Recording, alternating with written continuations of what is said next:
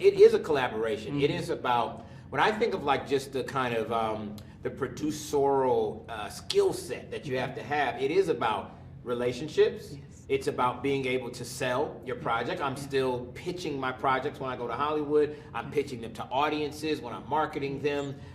It also is about knowing how to use your resources appropriately. People don't think about that as much when you think about producing, but it's like a project manager, and I have to make sure, like, you know, am I hiring the right actor? Is this actor going to, you know, work within the narrative scope of the film, especially when it's an ensemble? You don't want, you know, 5 actors that do the same thing. You want actors that bring something different to a project. You want to allocate your resources accordingly.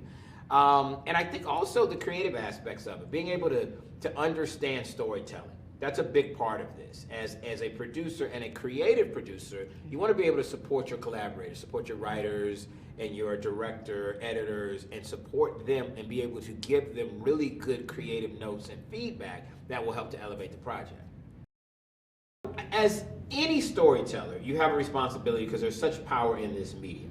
You have people, and when you're telling films, when you're making films and telling stories through film, you have their attention for oftentimes hour and a half, 2 hours, maybe even more, and you're feeding them information and images and themes, and you got to be responsible with those. And I'm somebody that likes to show people in a different light, show cultures and communities in a different light. I certainly love to tell things that are universal stories, but tell them from an African-American perspective, not just for African-American audiences, for a wide variety of audiences, but I like to do that in a way that the project can be received and feel inclusive and not exclusive.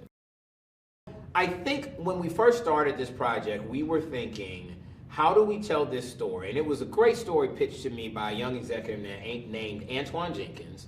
And it was, how do we tell a story about the competitive world of praise teams that would be interesting and appealing to people who know nothing about praise teams, to people who don't go to church, right? Who don't have like a strong faith or a relationship with God. How do we tell a story that would engage them?